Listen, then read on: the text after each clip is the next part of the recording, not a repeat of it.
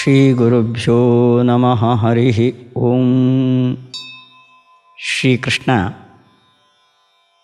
ಸತತಯುಕ್ತಾನಾಂ, ನನ್ನಲ್ಲಿ ಸದಾ ಚಿತ್ತವನ್ನಿಡುವವರಿಗೆ ಜ್ಞಾನವನ್ನು ಕೊಟ್ಟು ಅವರ ಚಿತ್ತವೃತ್ತಿಯಲ್ಲಿ ನಾನು ಸನ್ನಿಹಿತನಾಗಿ ಅಜ್ಞಾನಜಂ ತಮಃ, ದುಃಖವನ್ನು ನಾಶ ಮಾಡ್ತೇನೆ ಅಂತ ಶ್ರೀಕೃಷ್ಣ ಅರ್ಜುನನಿಗೆ ತಾನಾಗಿ ಅರ್ಜುನನ ಮೇಲೆ ಕೃಪೆಯಿಂದ ಹಿತವನ್ನು ಉಪದೇಶ ಮಾಡಿದ. ಮುಂದೆ ಅರ್ಜುನನ ಪ್ರಶ್ನೆ. ಕೃಷ್ಣ ತಾನು ಕೇಳದೆ ಅವನ ಮಹತ್ವವನ್ನು ತಿಳಿಸಿದ ಮೇಲೆ ಅರ್ಜುನನಿಗೆ ಮತ್ತಷ್ಟು ತಿಳಿಯಬೇಕು ಅಂತ ಅನ್ನಿಸ್ತು. ಅರ್ಜುನ ಉವಾಚ ಪರಂ ಬ್ರಹ್ಮ ಪರಂ ಧಾಮ ಪವಿತ್ರಂ ಪರಮಂ ಭವಾನ್ ಪುರುಷಂ ಶಾಶ್ವತಂ ದಿವ್ಯಂ ಆದಿದೇವಮಜಂ ವಿಭುಂ. ಪದವಿಭಾಗ. ಪರಂ ಬ್ರಹ್ಮ ಪರಂ ಧಾಮ ಪವಿತ್ರಂ ಪರಮಂ ಭವಾನ್ ಪುರುಷಂ ಶಾಶ್ವತಂ ದಿವ್ಯಂ ಆದಿದೇವಂ ಅಜಂ ವಿಭುಂ. ಶ್ರೀಕೃಷ್ಣನನ್ನು ಪ್ರಶಂಸೆ ಮಾಡಿ ತನ್ನ ಜಿಜ್ಞಾಸೆಯನ್ನು ಕೃಷ್ಣನ ಮುಂದೆ ಇಡ್ತಾ ಇದ್ದಾನೆ ಅರ್ಜುನ. ಶ್ರೀಕೃಷ್ಣ, ನಾನು ತಿಳಿದಂತೆ ನೀನು ನನ್ನ ಸಲುಗೆಯ ಮಿತ್ರನಲ್ಲ. ಪರಂ ಬ್ರಹ್ಮ. ಪರಂ ಅಂದರೆ ಉತ್ತಮನಾದ ಬ್ರಹ್ಮ ಅನ್ನೋದಕ್ಕೆ ಪೂರ್ಣ ಅಂತರ್ಥ. ಯಾವ ವಿಧದ ಕೊರತೆಗಳೂ ಇಲ್ಲದ, ದೇಶ ಕಾಲ ಗುಣಗಳಿಂದ ಪರಿಪೂರ್ಣವಾದ ತತ್ವ ನೀನು. ಪರಂ ಧಾಮ. ಧಾಮ ಅಂದರೆ ಮನೆ ಅಂತರ್ಥ, ಆಶ್ರಯ ಅಂತರ್ಥ. ನೀನು ಪರಂ ಧಾಮ. ನಮಗೆ ಇರುವ ಆಶ್ರಯಗಳಲ್ಲೆಲ್ಲ ನಿರ್ಭಯವಾದ, ಯಾವತ್ತೂ ನಾಶವಾಗದ ಒಂದು ಆಶ್ರಯ ನೀನು. ನಂಬಿದವರ ಕೈ ಬಿಡದ ಪರಂ ಧಾಮ, ಪರಮಾಶ್ರಯ ನೀನು. ಪರಮಂ ಭವಾನ್. ಪರಮಂ ಅಂದರೆ ಪರಮ ಪವಿತ್ರನಾದವನು ನೀನು. ಪುರುಷಂ.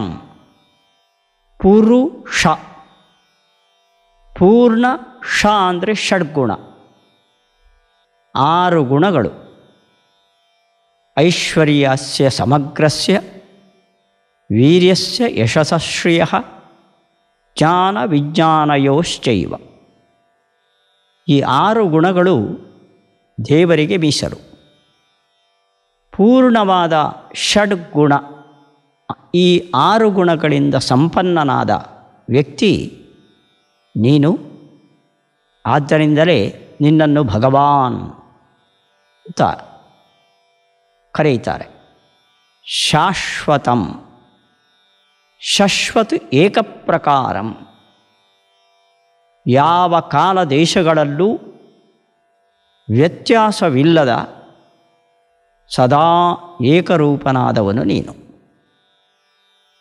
ದಿವ್ಯಂ. ದಿವ್ಯಂ ಅಂದರೆ ಲೋಕ ವಿಲಕ್ಷಣಂ. ದ್ಯು ಅಂದರೆ ಸ್ವರ್ಗ, ಈ ಲೋಕ ಬಿಟ್ಟ ಪರಲೋಕ. ಈ ಲೋಕಾತೀತ ವ್ಯಕ್ತಿ ನೀನು.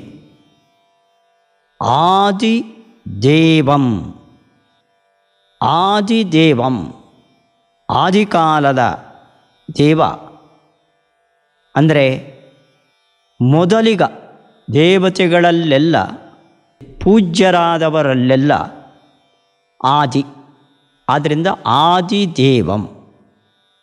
ಅಜಂ ಜನ್ಮರಹಿತನಾದ.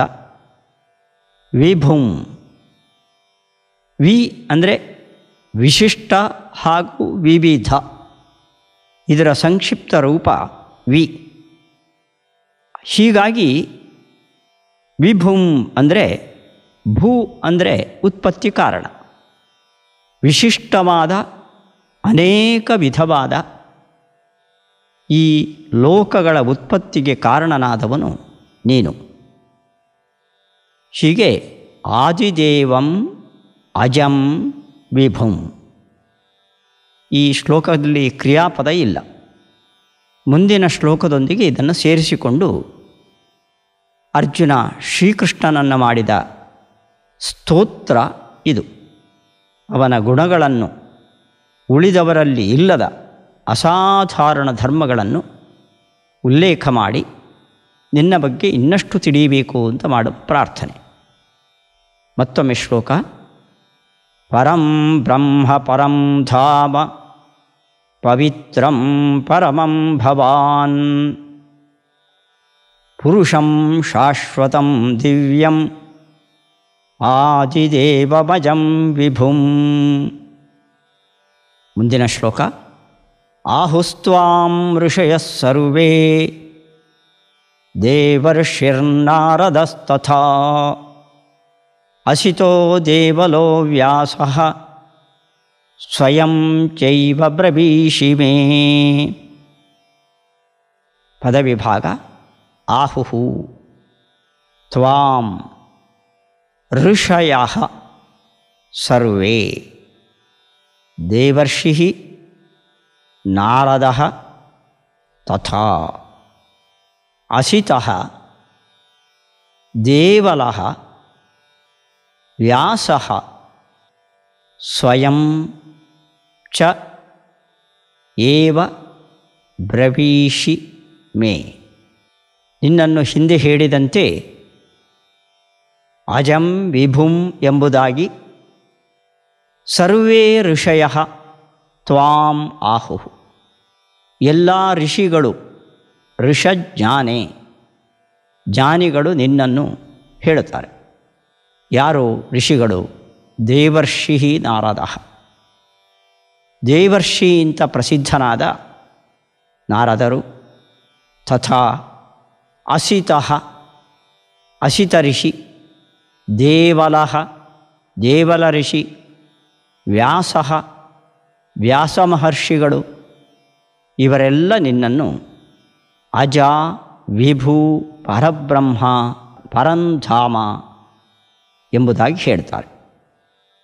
ಅವರಷ್ಟೇ ಹೇಳೋದಲ್ಲ, ಅವರು ನಿನ್ನ ಮೇಲಿನ ಭಕ್ತಿಯಿಂದ ಗೌರವದಿಂದ ಹಾಗೆ ಪ್ರಶಂಸೆ ಮಾಡಿದ್ದಷ್ಟೇ ಅಲ್ಲ, ಸ್ವಯಂ ಚೈವ ಬ್ರವೀಷಿ ಮೇ, ನೀನೇ ನಾನು ಹೀಗೆ ಅಂತ ಹೇಳ್ತಿದ್ದಿ. ಯಾರಿಗೆ?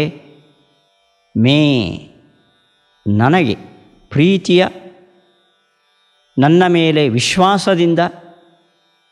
ವಿಶ್ವಾಸ ಇದ್ದಾಗ ಅಲ್ಲಿ ಇಲ್ಲದೇ ಇರುವ ಪ್ರಶಂಸೆ ಬರೋದಿಲ್ಲ. ಮೇ ಸ್ವಯಂ ಚ ಬ್ರವೀಷಿ, ನನಗೆ ಸ್ವಯಂ ನೀನೇ. ಸರ್ವಂ ಅಹಂ ಸರ್ವಸ್ಯ ಪ್ರಭವಃ ಎಂಬುದಾಗಿ, ನಾನು ಈ ಜಗತ್ತಿಗೆಲ್ಲ ಕಾರಣನಾಗಿದ್ದೇನೆ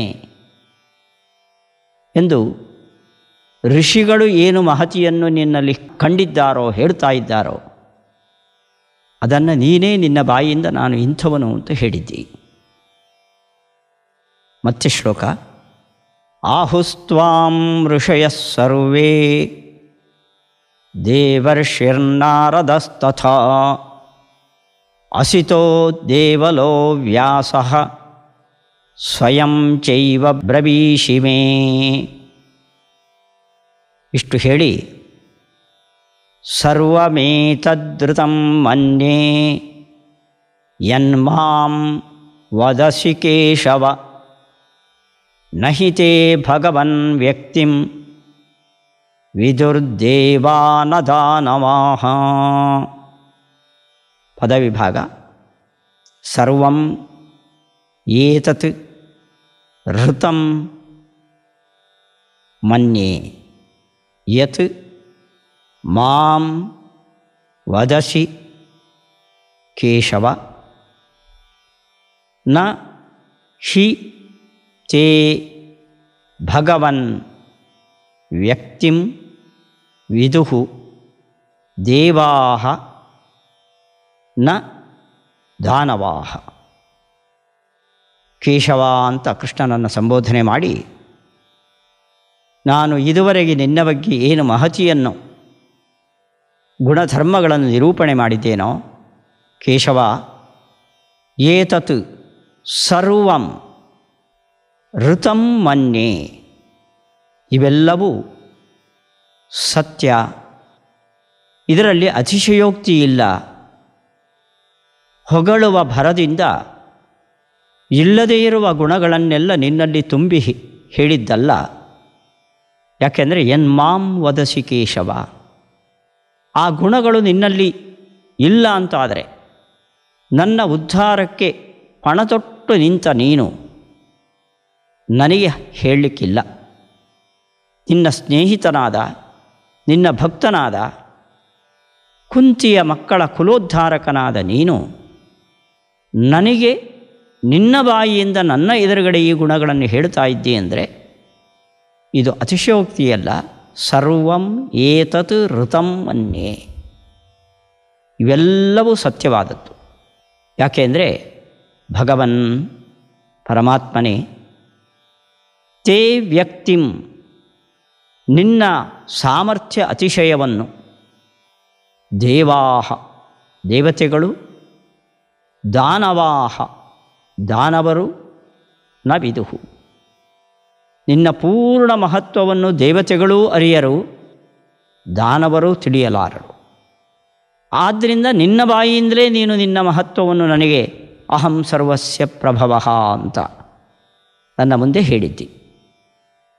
ಆದ್ದರಿಂದ ಇದರಲ್ಲಿ ಅತಿಶಯೋಕ್ತಿ ಇಲ್ಲ, ಇವೆಲ್ಲವೂ ಸತ್ಯ ಅಂತ ನಾನು ತಿಳಿಯುತ್ತೇನೆ ಶ್ರೀಕೃಷ್ಣ. ಮತ್ತೊಮ್ಮೆ ಶ್ಲೋಕ. ಸರ್ವಮೇತದ್ಧೃತಂ ಮನ್ಯೆ ಯನ್ಮಾಂ ವದಸಿ ಕೇಶವ ನಹಿ ತೇ ಭಗವನ್ ವ್ಯಕ್ತಿಂ ವಿದುರ್ದೇವಾ ನ ದಾನವಾಃ ನ ವಿದುಃ, ತಿಳಿಯಲಾರರು. ವಿದುಃ ಅನ್ನೋದು ಕ್ರಿಯಾಪದ. ಶ್ರೀಕೃಷ್ಣ ಮುಂದೆ ಅರ್ಜುನ ಮತ್ತೆ ಅವನ ಗುಣ ಗಾನವನ್ನು ಮಾಡ್ತಾ ಇದ್ದಾನೆ. ಸ್ವಯಮೇವಾತ್ಮನಾತ್ಮಾನಂ ವೇತ್ಥತ್ವಂ ಪುರುಷೋತ್ತಮ ಭೂತಭಾವನ ಭೂತೇಶ ದೇವದೇವ ಜಗತ್ಪತೆ. ಪದವಿಭಾಗ. ಸ್ವಯಂ ಏವ ಆತ್ಮನಾ ಆತ್ಮಾನಂ ವೇತ್ಥ ತ್ವಂ ಪುರುಷೋತ್ತಮ ಭೂತಭಾವನ ಭೂತೇಶ ದೇವದೇವ ಜಗತ್ಪತೆ. ಪುರುಷೋತ್ತಮ ಆತ್ಮಾನಂ, ನಿನ್ನನ್ನು, ಸ್ವಯಮೇವ ನೀನೇ, ಆತ್ಮನ ಅಂದರೆ ನಿನ್ನ ಸಾಮರ್ಥ್ಯದಿಂದ, ವೇತ್ಥ ತಿಳಿದಿರುವಿ, ಲೋಕಾತೀತನಾದ ಸಕಲ ಗುಣಪೂರ್ಣನಾದ ದೋಷರಹಿತನಾದ ವ್ಯಕ್ತಿ. ನಿನ್ನನ್ನು ಯಾರೂ ಪೂರ್ಣವಾಗಿ ತಿಳಿಯಲಾರರು. ನಿನ್ನನ್ನು ತಿಳಿದಿದ್ದಿ ಅಂದರೆ ಅದು ನೀನೇ. ನಿನ್ನ ಸಾಮರ್ಥ್ಯದಿಂದ ಸ್ವಯಮೇವ ಆತ್ಮನ, ನಿನ್ನ ಸಾಮರ್ಥ್ಯದಿಂದ ಆತ್ಮಾನಂ ನಿನ್ನನ್ನು ತ್ವಂ ವೇತ್ಥ ನೀನು ತಿಳಿದಿರುವಿ. ಪುರುಷೋತ್ತಮ ಅನ್ನೋದರ ಜೊತೆಗೆ ಭೂತ ಭಾವನ, ಭಾವಯತೀತಿ ಭಾವನಂ. ಭೂತಗಳಿಗೆ, ಪಂಚಭೂತಗಳಿಗೆ, ಆ ಪಂಚಭೂತಗಳಿಂದಾದ ನಾವು ನೋಡುವ ಉಪಯೋಗಿಸುವ ವಸ್ತುಗಳಿಗೆ ಭಾವನ ಉತ್ಪತ್ತಿ ಕಾರಣ. ಪಂಚಭೂತಗಳನ್ನು ಸೃಷ್ಟಿ ಮಾಡಿದ ಮಹಾತ್ಮ ನೀನು. ಅಷ್ಟೇ ಅಲ್ಲ, ಸೃಷ್ಟಿ ಮಾಡಿ ಭೂತೇಶ, ಆ ಎಲ್ಲ ಭೂತಗಳಿಗೂ ಕೂಡ, ಪಂಚಭೂತಗಳಿಗೂ ಜೀವಿಗಳಿಗೂ ನೀನು ಈಶ, ಒಡೆಯ. ದೇವ ದೇವ, ದೇವತೆಗಳಿಗೂ ದೇವ, ಪೂಜ್ಯನಾದವನು ನೀನು. ಜಗತ್ಪತೆ, ಜಗತ್ತಿಗೆ ಒಡೆಯನೇ. ಚರಾಚರವಾದ ಸಕಲ ಪ್ರಪಂಚವೂ ನಿನ್ನ ಆಡಳಿತದಲ್ಲಿ ನೀನು ಹೇಳಿದಂತೆ ನಡೆಯುತ್ತಾ ಇದೆ. ನಿನ್ನ ಸಂಕಲ್ಪಕ್ಕೆ ಮೀರಿ ಯಾವುದೂ ಒಂದು ಹುಲ್ಲು ಕಡ್ಡಿಯೂ ಚಲಿಸಲಾರದು. ಅಂತಹ ಜಗತ್ಪತೆ ಪುರುಷೋತ್ತಮ ತ್ವಂ ಆತ್ಮಾನಂ ಸ್ವಯಮೇವ ವೇತ್ತ. ನಿನ್ನ ತನವನ್ನು ನೀನೇ ತಿಳಿಯಬಲ್ಲೆ. ಮತ್ತೆ ಶ್ಲೋಕ. ಸ್ವಯಮೇವಾತ್ಮನಾತ್ಮಾನಂ ವೇತ್ತ ತ್ವಂ ಪುರುಷೋತ್ತಮ ಭೂತಭಾವನ ಭೂತೇಶ ದೇವದೇವ ಜಗತ್ಪತೆ. 16ನೆಯ ಮುಂದಿನ ಶ್ಲೋಕ. ವಕ್ತುಮರ್ಹಸ್ಯ ಶೇಷೇಣ ದಿವ್ಯಾಹ್ಯಾತ್ಮವಿಭೂತಯಃ ಯಾಭಿರ್ವಿಭೂತಿಭಿರ್ಲೋಕಾನ್ ಇಮಾನ್ ತ್ವಂ ವ್ಯಾಪ್ಯ ತಿಷ್ಠಸಿ. ಪದವಿಭಾಗ. ವಕ್ತುಂ ಅರ್ಹಸಿ ಅಶೇಷೇಣ ದಿವ್ಯಾಃ ಹಿ ಆತ್ಮವಿಭೂತಯಃ ಯಾಭಿಃ ವಿಭೂತಿಭಿಃ ಲೋಕಾನ್ ಇಮಾನ್ ತ್ವಂ ವ್ಯಾಪ್ಯ ತಿಷ್ಠಸಿ. ಅರ್ಜುನ ಶ್ರೀಕೃಷ್ಣನನ್ನು ಪ್ರಶಂಸೆ ಮಾಡಿ ನಿನ್ನನ್ನು ನೀನೇ ಹೇಳಬೇಕು ಅಂತ ಅವನನ್ನು ಪ್ರಾರ್ಥಿಸಿ ಈಗ ತನ್ನ ಜಿಜ್ಞಾಸೆಯನ್ನು ಮುಂದಿಡ್ತಾ ಇದ್ದಾನೆ. ಅಶೇಷೇಣ, ಒಂದನ್ನು ಬಿಡದೆ, ದಿವ್ಯಾಹ ಅಸಾಮಾನ್ಯವಾದ, ಆತ್ಮವಿಭೂತಯ ನಿನ್ನ ವಿಭೂತಿ ರೂಪಗಳನ್ನು ವಕ್ತುಂ ಅರ್ಹಸಿ ಹೇಳೋದಕ್ಕೆ ನೀನು ಅರ್ಹನಾಗಿರುವಿ. ನಿನ್ನ ವಿಭೂತಿ ರೂಪಗಳನ್ನು ನೀನು ತಿಳಿದಿರುವೆ ಹೊರತು ಉಳಿದವರು ನಿನ್ನನ್ನು ತಿಳಿಯಲಾರರು. ಆದ್ದರಿಂದ ಮಹಾತ್ಮನೇ, ಆತ್ಮವಿಭೂತಯ ನಿನ್ನ ವಿಭೂತಿ ರೂಪಗಳನ್ನು ನೀನೇ ವಕ್ತುಂ ಅರ್ಹಸಿ ಹೇಳೋದಕ್ಕೆ ಅರ್ಹನಾಗಿರುವಿ. ಏನು ವಿಭೂತಿಗಳು ಅಂದರೆ, ಯಾಭಿಃ ವಿಭೂತಿಭಿಃ ಇಮಾನ್ ಲೋಕಾನ್ ವ್ಯಾಪ್ಯ ತಿಷ್ಠಸಿ. ಯಾವ ವಿಭೂತಿ ರೂಪಗಳಿಂದ ಇಮಾನ್ ಲೋಕಾನ್, ಬರೇ ಭೂಲೋಕ ಅಷ್ಟೇ ಅಲ್ಲ, ಈ 14 ಲೋಕಗಳನ್ನು ವ್ಯಾಪಿಸಿ ತಿಷ್ಠಸಿ ನಿಂತಿರುವಿಯೋ ಅಂತಹ ಆತ್ಮವಿಭೂತಯ ನಿನ್ನ ವಿಭೂತಿ ರೂಪಗಳನ್ನು ನೀನು ಹೇಳಬೇಕು. ಇದನ್ನು ಹೇಳೋದಕ್ಕೆ ನೀನೇ ಅರ್ಹನಾಗಿರುವಿ. ಇದು ಅರ್ಜುನನ ಜ್ಞಾನ ಪ್ರಾರ್ಥನೆ. ವಿಭೂತಿ ಅಂದರೆ ಏನು? ಇದು ಒಂದು ರೂಢ ಶಬ್ದ ಅಲ್ಲ. ವಿವಿಧ ಭೂತಿ. ಭೂತಿ ಅಂದರೆ ಭಾವನಂ, ಕಾಣಿಸಿಕೊಳ್ಳೋದು ಅಂತ ಅರ್ಥ. ನೀನು ನಾನಾ ವಿಧವಾಗಿ ಕಾಣಿಸಿಕೊಳ್ಳುವಿ. ದೇವರು ಯಾವುದೋ ದೂರದ ವೈಕುಂಠ ಲೋಕದಲ್ಲಿ ಕೂತಿಲ್ಲ. ತಾನು ಸೃಷ್ಟಿ ಮಾಡಿದ ಈ ಪ್ರಪಂಚದ ಕಣ ಕಣ ಒಳಗೂ ತಾನು ಒಂದು ರೂಪವನ್ನು ಧರಿಸಿ ಅವುಗಳಿಂದ ಆಗುವ ಕಾರ್ಯವನ್ನು ನಿಯಂತ್ರಿಸ್ತಾ ಇದ್ದಾನೆ. ಎಲ್ಲೋ ಒಂದು ಕಡೆ ಕೂತು ಇಂದ್ರಜಾಲದಿಂದ ಮಾಯಾಶಕ್ತಿಯಿಂದ ಅವನು ಜಗತ್ತನ್ನು ಆಳೋದಲ್ಲ. ಜಗತ್ತಿನ ಪ್ರತಿ ಪದಾರ್ಥದ ಒಳಗೆ ಅವನಿದ್ದು ಅವುಗಳಿಂದ ಏನು ಸ್ವಾಭಾವಿಕ ಶಕ್ತಿಯ ಮೂಲಕ ಕೆಲಸ ನಡೀಬೇಕೋ, ಅದು ಮಳೆಯ ಪ್ರವಾಹ ಇರಬಹುದು, ಭಯಂಕರವಾದ ಭೂಕಂಪ ಇರಬಹುದು, ಲೋಕಕ್ಕೆ ಉಪಕಾರವಾಗುವ ಅನೇಕ ಘಟನೆಗಳು ಇರಬಹುದು. ಅವೆಲ್ಲವೂ ಅದರ ಒಳಗಡೆ ಇದ್ದು ಅದರ ಶಕ್ತಿಯನ್ನು ಪ್ರಬೋಧನೆ ಮಾಡಿ ನಡೆಸುವ ಪರಮಾತ್ಮನ ಆ ಸನ್ನಿಧಾನವನ್ನು ವಿಭೂತಿ ಅಂತ ಕರೀತಾರೆ. ಇವುಗಳಲ್ಲಿ ಪರಮಾತ್ಮನ ಅವತಾರ ರೂಪಗಳೂ ಸೇರಿಕೊಂಡಿವೆ. ಆಯಾಯ ಪದಾರ್ಥಗಳಲ್ಲಿ ಒಂದು ಗುಂಪಿನಲ್ಲಿ ಒಂದು ವಸ್ತು ಶ್ರೇಷ್ಠವಾಗಿರ್ತದೆ. ಉದಾಹರಣೆಗೆ ಕಲ್ಲುಗಳಲ್ಲಿ ವಜ್ರ ಶ್ರೇಷ್ಠವಾದ ವಸ್ತು. ಆ ಗುಂಪಿನಲ್ಲಿ ಅದಕ್ಕೆ ಶ್ರೇಷ್ಠತೆ ಬರೋದಕ್ಕೆ ಕಾರಣ ಭಗವಂತ ಅಂಥ ಒಂದು ವಿಶಿಷ್ಟ ಗುಣವುಳ್ಳವನಾಗಿ ಆ ವಜ್ರದಲ್ಲಿ ಪ್ರವೇಶ ಮಾಡಿದ್ದಾನೆ. ಇದನ್ನು ವಿಭೂತಿ ರೂಪ ಅಂತ ಕರೀತಾರೆ. ರಾಘವೇಂದ್ರ ಸ್ವಾಮಿಗಳು ಆ ವಿಭೂತಿ ರೂಪದ ವಿವರಣೆಯನ್ನು ಪ್ರಮಾಣಬದ್ಧವಾಗಿ ನಿರೂಪಿಸಿದ್ದಾರೆ.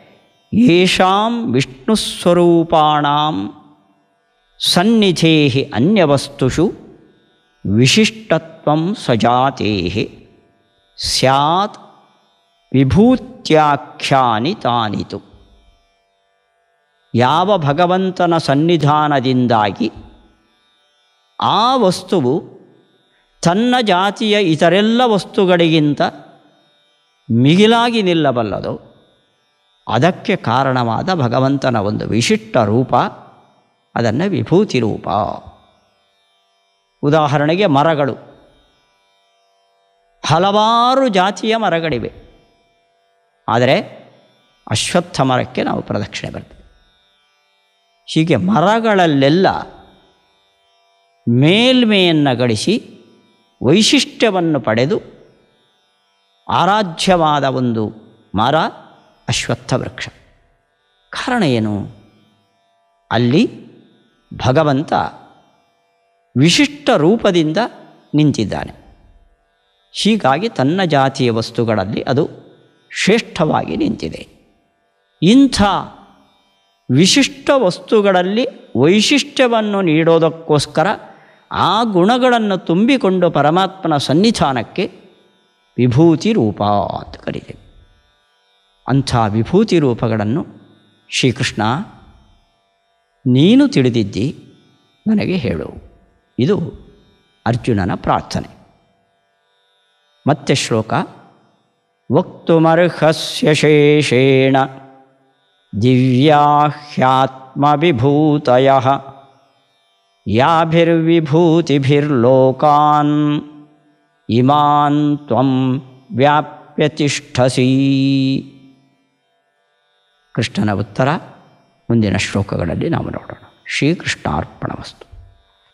ಈ ಭಗವದ್ಗೀತೆಯ ಪಾಠದ ಸಹಕಾರವನ್ನು ನೀಡಿದವರು, ಆರ್ಥಿಕ ಸಹಕಾರ ನೀಡಿದವರು ಶ್ರೀಯುತ ಸತೀಶ್ ಜಯಪ್ಪ, ಶ್ರೀಮತಿ ನೇತ್ರಾವತಿ. ಈ ದಂಪತಿಗಳ ಸುಪುತ್ರ ಸೋಹನ್. ಇವರಿಗೆ ಶ್ರೀಕೃಷ್ಣ ಸಕಲ ವಿಧದ ಸೌಭಾಗ್ಯಗಳನ್ನು ಕೊಟ್ಟು ಜ್ಞಾನಭಕ್ತಿಗಳನ್ನು ನೀಡಿ ಅವರ ಅಭೀಷ್ಟವನ್ನು ನೆರವೇರಿಸಲಿ ಅಂತ ಪ್ರಾರ್ಥನೆ ಮಾಡೋಣ. ಶ್ರೀಕೃಷ್ಣಾರ್ಪಣ.